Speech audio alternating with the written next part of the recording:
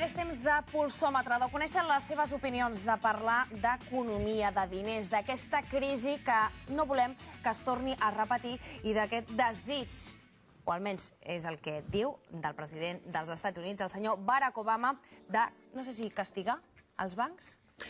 En definitiva, parlem d'economia, que ningú s'espanti, perquè intentarem fer-ho d'una manera el més planera possible, també perquè la Sandra i jo ens entenem, sobretot. La setmana passada ens assabentàvem, ho dèiem al principi, de la iniciativa presa pel govern nord-americà. El president dels Estats Units, Barack Obama, va presentar una proposta que el que pretén és gravar, és a dir, crear un impost de manera impositiva a la banca. La intenció teòrica, en principi, és penalitzar els excessos dels bancs i, per una altra banda, el que volen és recuperar aquests diners públics que van destinar al rescat financer. Obama ha batejat la mesura com, ja saben que els americans posen nom a tot, taxa de responsabilitat a la crisi financera, i creu que recuperaran 90.000 milions d'euros en 10 anys, 117.000 en aquest cas en 12 anys. Ara, però, aquesta mesura encara està a l'espera que li doni llum verda al Congrés, i nosaltres hem volgut sortir al carrer per preguntar: aquesta mesura, que aprovaran o no als Estats Units, podria arribar a Espanya? Aquestes són les seves respostes. Había que darle un repaso Zapatero sobre los bancos, ¿sabes? Sí, hombre, porque esto no puede ser, ¿sabes? Incluso para la juventud y todo van de culo. La juventud va a ir de culo con los bancos. Hombre, pues algo sí que tendría que hacerle, sí, porque los bancos ya se están pasando. Home, i tant, perquè és que en fan molts. Tenía que retirar el impuesto ese que cargan sobre la imposición que se ponen para Haití. Pues sí, naturalmente que sí. Claro. Yo creo que sí. Sí. Porque no hay trabajo por culpa de eso, ¿no? Digo yo, ¿no? I tant. Home, perquè els bancs no ens donen res a nosaltres, perquè els hi hem de donar nosaltres amb ells. Bueno, Zapatero castiga a los bancos y a todo lo que no son ni los bancos, a todo. Últimamente promete mucho y hace muy poco. Home, pues sí, desde luego. Home, a veure, jo sóc una petita empresària i és la meva lluita cada dia. És cada dia, vull dir, dient comissiones d'aquí, comissiones d'allà, i són moltes peles. Ens tindrien d'ajudar una miqueta més. Vamos de capa caída, vamos, de capa caída, para abajo, no para arriba, para abajo. Y esto tardará al menos mucho tiempo, ¿eh? Yo no sé lo que van a hacer los jóvenes, yo no sé a dónde van a ir a parar, pero lo tenéis muy mal, muy mal, muy mal.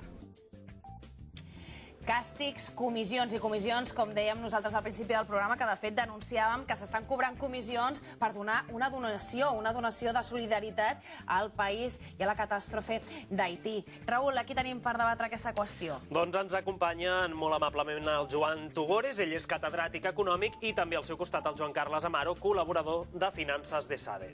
Molt bona nit. Bona nit a tots dos. Hem de fer aquesta qüestió. Mira, la gent ho té clar, hem de castigar els bancs. Això sí que ho té clar i tenen clar els diners a la seva butxaca. A lo millor grans qüestions financeres no en tenen, però el que sí que en tenen és que cada vegada que van a un banc es senten que els hi roben. Per què, Joan? Bueno, jo crec que ja entenc que la gent parli de castigar els bancs, però jo posaria la discussió en termes una mica més seriosos i més freds. El que hem de fer és dues coses. Primer, posar les mesures perquè no torni a haver una crisi, almenys per les mateixes raons. Per tant, el primer que hem de fer és aprendre les lliçons de la història. I en segon lloc, el que cal fer, i ho està intentant fer el president dels Estats Units, és dels recursos públics que quantitats importants han abocats per rescatar el sector financer dels seus excessos, que al final el contribuent que ha posat aquests diners trobi un retorn d'aquests importants recursos que han sortit de la seva butxaca. Jo crec que les mesures que va presentar Obama a principis de setmana i les que va presentar el dijous dia 21 van en la línia d'aconseguir aquests dos objectius. Crec que són mesures impopulars entre els alts executius de les finances, però ben orientades per aconseguir aquestes dues finalitats absolutament normals, centrant en temes de càstigs i d'aquests temes morbosos que ja té la població ho entenem millor, Joan. Parlem, en aquest cas, abans de centrar-nos aquí a Espanya, creuen que aquestes mesures d'Obama seran efectives? Dèiem que serien impopulars davant dels bancs, en aquest cas, però són populars davant de la gent? Perquè, clar, tenim per una altra banda la imatge que està perdent, en aquest cas, punts Obama. Serà efectiva o efectiva en quant a votants? Jo crec que des del punt de vista de l'opinió pública nord-americana té el suport de l'opinió pública i potser, com tu insinues, aquestes mesures se les presenten d'una forma una mica més agressiva, fins i tot el que és habitual en la seva administració, per compensar altres dèficits que està tenint en altres llocs.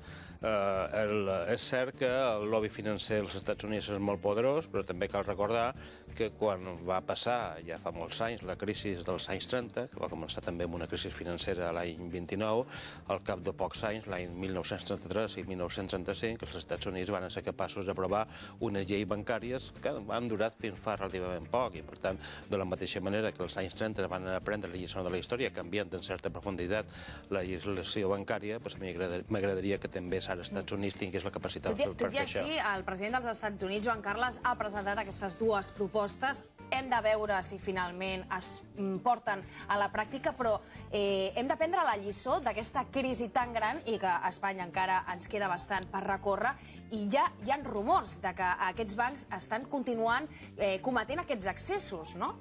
Bueno, jo crec que des dels últims anys que ja va començar el sistema a patir una miqueta els excessos, això ja està bastant més controlat i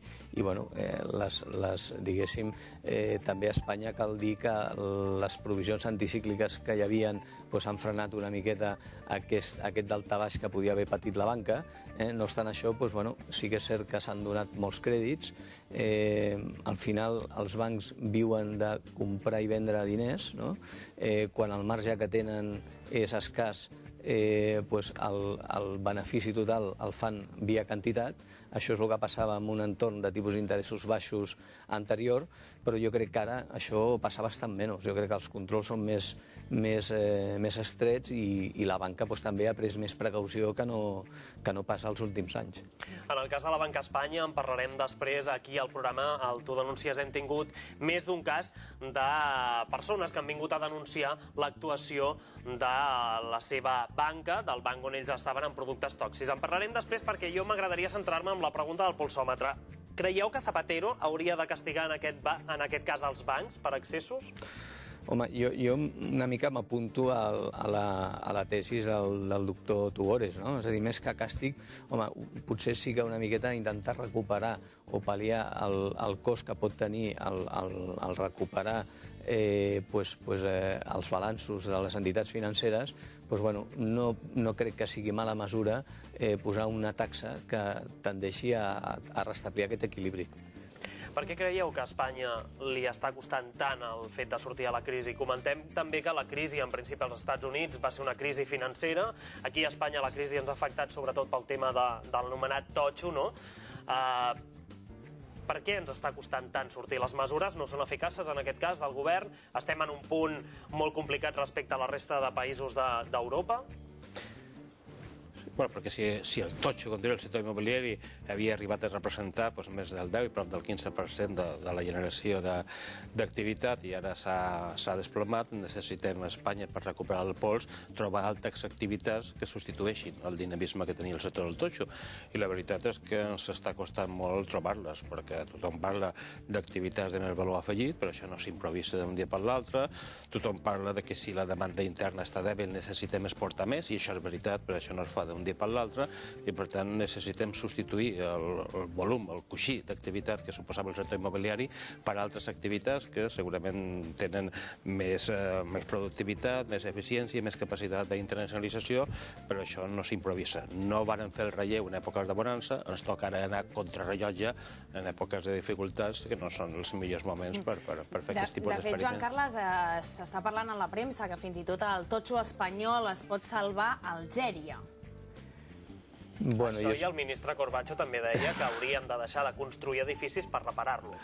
En aquest cas, dedicar-nos més a la rehabilitació d'habitatges. Home, jo crec que, no sé, la veritat és que em penso que s'ha construït molt, no? I crec que això, sobretot depenent de la ubicació, ho patirem durant un temps.